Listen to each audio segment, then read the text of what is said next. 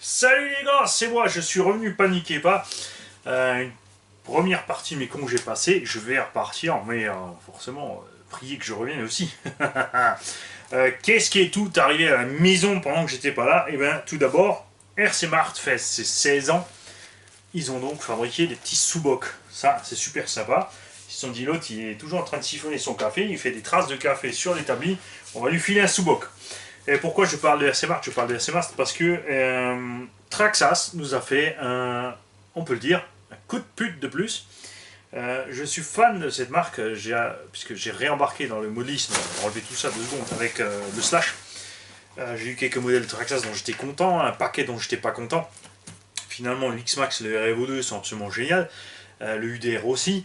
Mais Traxxas a fait des coups de pute, comme par exemple d'attaquer sans arrêt les autres en procès pour des histoires de. Parce qu'ils ont posé des brevets sur certains trucs, comme les cantilevers sur le REVO. Donc ils ont attaqué Arma en justice, ils ont gagné. Donc, mais ça, c'est la stupidité de la loi américaine. Comment est-ce qu'ils ont pu faire un brevet sur quelque chose qui existe depuis 1950? En RC, ça existe depuis 1970. Tamiya et Kyosho utilisent déjà des cantilevers, comme la marque Predator par exemple, ou autre.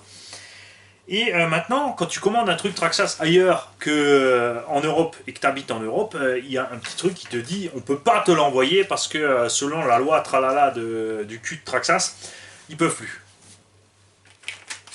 J'ai commandé un cerveau chez RC Mart, ils l'ont envoyé quand même. Bien sûr, ils te préviennent que tu n'as pas le droit ou qu'ils n'ont pas le droit. Mais bon, Traxxas ne peut pas fourrer son nez dans les comptes à des petits Chinois quand même. Puis les Chinois, c'est des commerciaux, donc ils t'envoient le matos, c'est comme ça.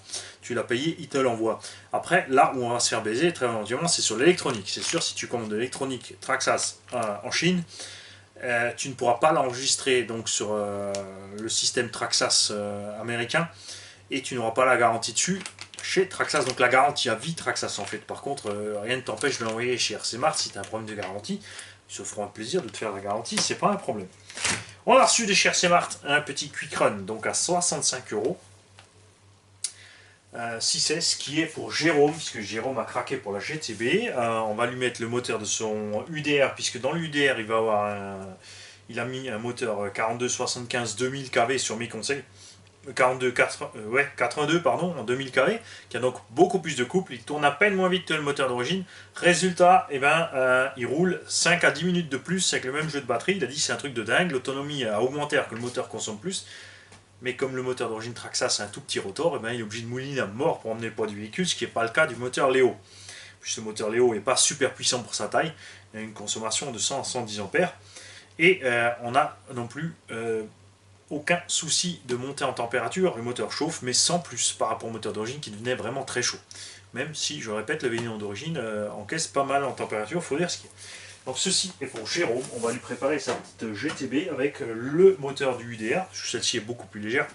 Donc le moteur Vélignon n'aura aucun souci à emmener cette machine. Et si ça suffit pas, on pourra toujours faire pire. De plus en plus de gens ont des problèmes avec le cerveau d'origine du Traxxas X-Max, le 2085. Personnellement, je n'ai pas encore testé le 85X, j'en avais un, mais je l'ai monté à quelqu'un d'autre. Et moi, j'ai toujours mon. Où est-ce qu'il est, là, mon petit cerveau de 60 kg, même s'il ne sort à peine que 45 kg avec le bec d'origine. Donc j'en ai pris un justement pour tester cette histoire de loi qu'ils ont verrouillé en fait. C'est-à-dire que on revient en arrière puisqu'on est dans la mondialisation, on doit pouvoir acheter partout, avoir de la garantie partout. C'est les grandes marques qui ont voulu ça pour gagner un max de fric en fait, pour plus être emmerdé à devoir fabriquer dans certains pays. Et là, on revient en arrière, puisque Traxxas, par exemple, donc je parle en anglais maintenant, protège le marché de ses importateurs, c'est-à-dire qu'en Europe, tu passes par MRC, là-bas, tu passes par eux, là-bas, tu passes par eux, donc on ne peut plus commander librement aux US ou en Chine, etc. Ça va coincer beaucoup de gens qui, eux, vont se laisser faire, qui vont donc commander chez nous. Voilà. Je suis chauvin, je commande beaucoup en France, mais quand le prix est 2 fois plus cher en France qu'ailleurs, je prends ailleurs parce qu'il ne faut pas déconner. Je comprends certaines choses, mais pas tout. Ensuite, j'ai reçu un paquet de cerveaux, donc j'ai pris un petit kit de 4 cerveaux JX 20 kg standard, donc les rouges, qui ont reçu une mise à jour, puisque les tout premiers avaient des soucis. Ceux-ci n'ont plus de soucis, c'est déjà le deuxième lot que je prends. J'ai vraiment eu aucun souci avec ces servos JX, donc 6221 MG, qui développent donc. Ils sont pas très rapides, hein, ils font 20 kg sous 6 volts en 0,16 secondes, mais ça suffit largement pour le modéliste de loisir en fait. Après, ces servos sont pas étanches, mais ouais, faut vraiment les noyer pour un problème de flotte. Après, au prix du lot de 4, c'est pas très grave. Ils font taf, et c'est tout ce qu'on leur demande. Ils sont de toute façon clairement mieux que des servos d'origine. On a enfin reçu, vous n'allez pas y croire, on va pouvoir faire le jeu de la tombola du petit machin là. Celui-ci, souvenez-vous, le Speed Pioneer est mort cet hiver. J'ai enfin reçu la pièce. Nous allons donc pouvoir le remonter et faire une tombola et un heureux petit jeune qui pourra se lancer dans l'ARC. Ensuite, chez RC Mart, j'ai aussi pris des JX, mais ceux-ci, ce sont des DC5821LV. Ils prennent jusqu'à 6 volts, 21 kg, et ceux-là sont waterproof. C'est cool, ils sont bleus parce que figurez-vous que le Erevo Greg, les deux cerveaux ont claqué. Au bout du troisième run, une dent, et ensuite forcément l'autre cerveau a fait plus de boulot, donc les dents du deuxième cerveau ont lâché aussi. Il va donc recevoir 40 kg de direction, ça suffit de large. Comme dit, ce sont des cerveaux de basse qualité, mais dans des RC loisirs, ça suffit large. Dans les Erevo, il y en a deux. En fait, le Erevo pourrait tourner avec un seul de ces cerveaux, mais on va en mettre deux, ça diminuera la charge, et du coup, il sera tranquille. Ce sont des pignons en acier, même si c'est pas de l'acier trempé ou autre. Ça fait le taf, on les a testés aussi déjà.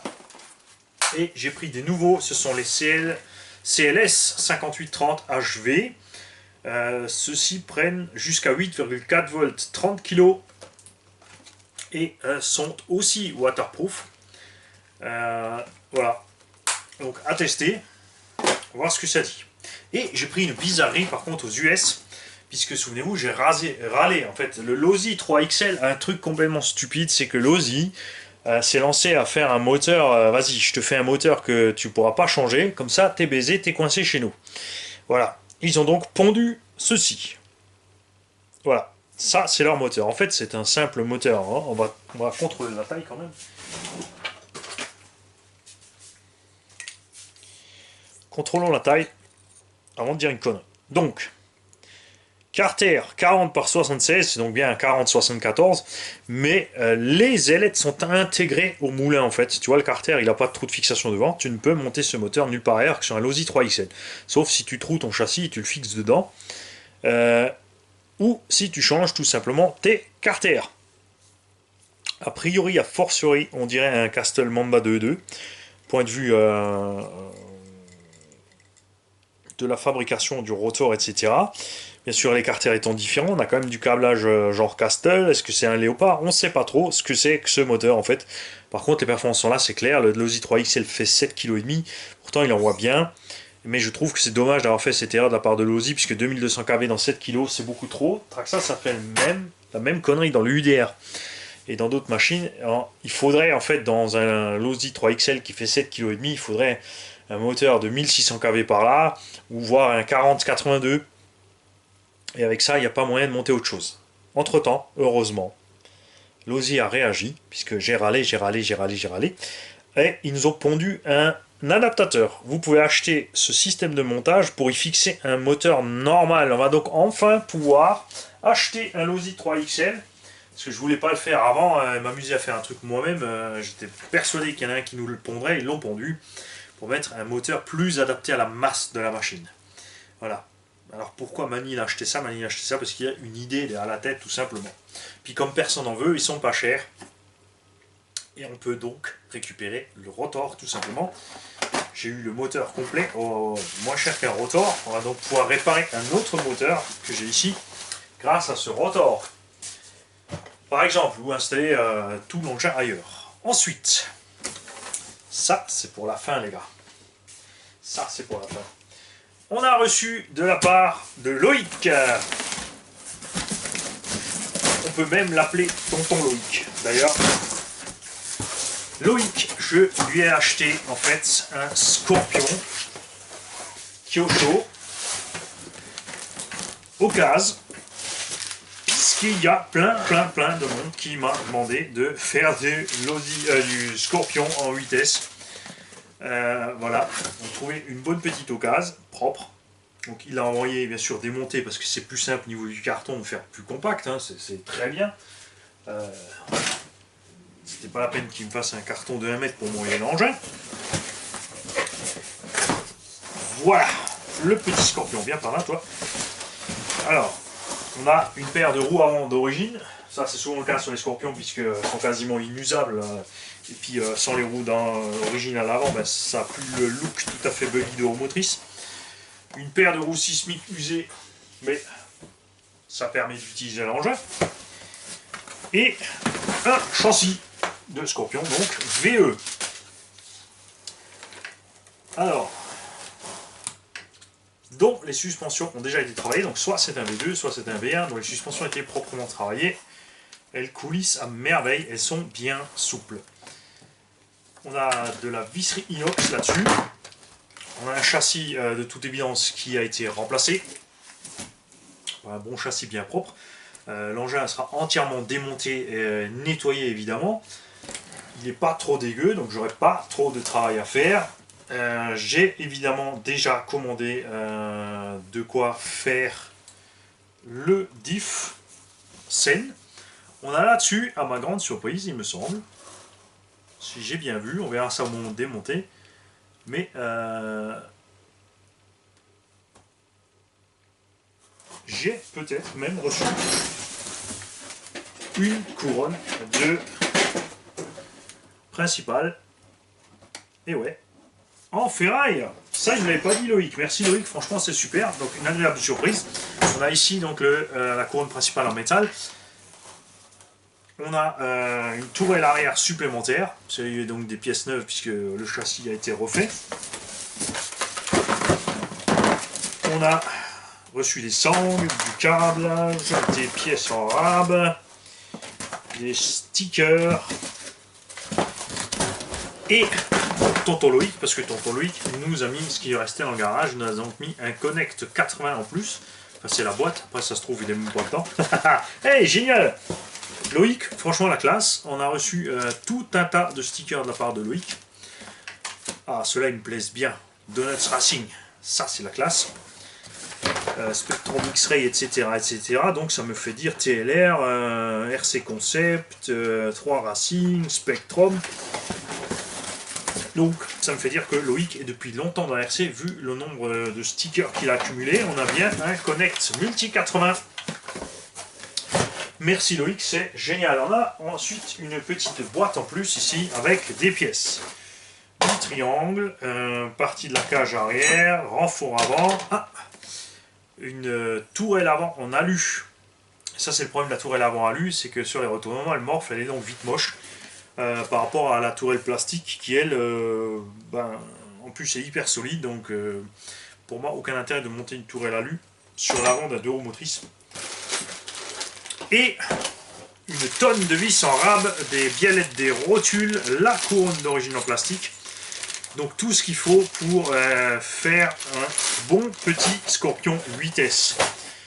Là-dedans on va y mettre, j'hésite encore, j'ai le choix entre un 1450 kV en 4082, ensuite un Vario 8S, un Max 6, ou tout simplement un Veignon Traxxas VXL8, puisque j'aime bien le VXL8, il est très doux au démarrage, marche avant et marche arrière et freinage proportionnel dans les deux sens.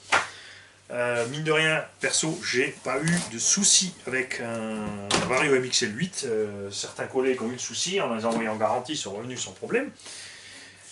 Donc ça, ou un 74 1400 kV, donc un moteur plus petit puisque l'engin ne fait que 4,5 kg. C'est vrai que les gros moulins que j'ai mis sur les autres versions vitesse c'était peut-être un peu trop. Donc descendre peut-être la taille du moteur pour descendre la consommation tout simplement et faire un véhicule en 8S qui aura donc une grande autonomie, une faible chauffe, beaucoup de souplesse, puisque en 2 roues motrices, il faut un peu plus de souplesse. Puisqu'il me reste encore, en fait, pourquoi j'ai repris un Scorpion, puisqu'il me reste ma cage de Losi SC8.2 et il me reste mes 4 SRC Road Crusher.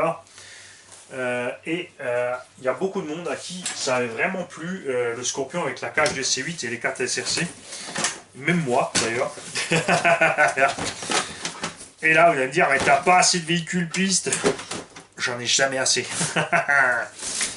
Voilà. Donc ça, c'est un projet que vous ne verrez peut-être plus cette année, puisque j'en ai vraiment trop à faire. J'ai toujours encore mon Fox ici qui traîne. De l'autre côté, j'ai bien envie de le garder, puisque quand on fait une collection, déjà, on garde les véhicules qu'on aime bien, et j'aime bien avoir des véhicules un peu atypiques. Comme le Fox et le Scorpion, sont vraiment deux véhicules qui sont pas typiques, on trouve rien d'équivalent chez les autres constructeurs. C'est un peu malheureusement, puisque comme les véhicules ne sont pas répandus, on trouve pas beaucoup d'options. Et on est coincé chez Kyosho pour les pièces, mais c'est vrai qu'on trouve quand même relativement tout. Et nous avons reçu aussi... Ouais, là, j'avais un petit peu ouvert le carton, désolé les mecs, parce que en fait je savais même plus tout ce que j'avais qui était en route. De la part, je vous dis pas de conneries, de Emmanuel et de Raphaël, donc c'est père et fils qui nous ont fait parvenir quelque chose. Ce sont donc une bande de tontons, en fait. Alors déjà, merci. Il m'a envoyé tout un petit paquet de Haribo. J'adore les réglisses, ça tombe bien. Un paquet de carambar, ça c'est le petit cornichon qui va se régaler.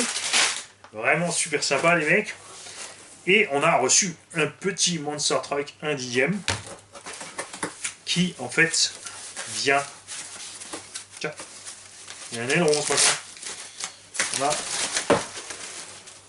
Oui, effectivement. C'est l'élan qui va avec, donc c'est plutôt un truggy en fait. Et que bon pour la menthe. Ouais, je sais, à force de parler, de boire du café, j'ai plus de la gueule. Je comprends tout à fait les mecs. Donc un Really Rock Hard qui, on va voir, d'après en fait la construction, ressemble forcément, parce que Conrad c'est, ils rebadgent, hein, ils font rien eux-mêmes. Ressemble donc fortement à du FS Racing, effectivement. Voilà, vous avez reconnu le châssis FS Racing. Donc c'est le même châssis que le FS Marauder, avec cependant des bras de suspension plus longs. On a des fusées avant alu et des amortos plus longs qui sont aussi en alu d'ailleurs. Donc c'est pas de l'alu de super qualité, c'est pas du plastique de méga bonne qualité. Il n'empêche que ça fait le travail pour un débutant, c'est très bien.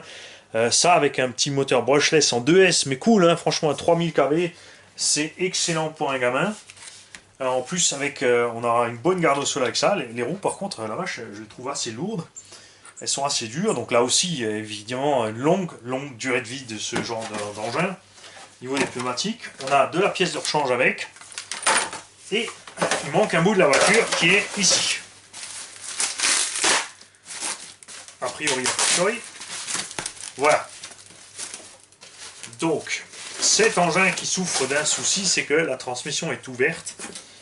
On a donc un module 48, donc des toutes petites dents. On a une couronne en plastique. Même pas. La vache, mais non, c'est une couronne en ferraille. J'allais dire une connerie. J'ai dit une connerie, j'ai déjà dit, c'est trop tard. T'es grillé, Mani, c'est sur la vidéo. Haha, t'as dit une connerie, c'est comme ça. Donc on a ici une petite couronne en ferraille. Et par contre, on n'a pas de slipper. Pas de diff centrale. Donc là, par contre, ça risque d'être assez chaud pour la petite transmission en question. Et on a un truc marrant, c'est que on a un côté du diff qui se balade. Donc on va démonter le train arrière de ce machin, on va le réparer, puisque chez Conrad, normalement, on doit pouvoir trouver assez facilement les pièces. Au pire, on les contactera, on fera le nécessaire, on mettra donc un petit servot là-dedans, un petit combo, peut-être, ouais. Vu la construction, on va peut-être pas partir sur du brushless, puisque j'ai de la part d'autres tontons ici, des petits combos à charbon. On va donc passer un petit servot là-dedans. Parce que des tontons m'ont envoyé, un petit combo charbon des tontons. Les NMH sont partis chez monsieur Burger, mais entre temps je crois que j'en ai reçu encore d'autres de la part d'autres tontons. Sinon à la limite on mettra un petit lipo avec. On a des petits chargeurs automatiques simples d'utilisation à mettre avec. On va donc remettre cet engin en route. Là aussi ce ne sera pas pour tout de suite. Et ça sera un jeune qui pourra profiter d'un sympathique petit engin pour débuter. Voilà. Et on en arrive à la pièce principale. Et la pièce principale, en fait, vous la verrez pas maintenant. Je vais faire une autre vidéo, elle viendra plus tard. Salut les gars.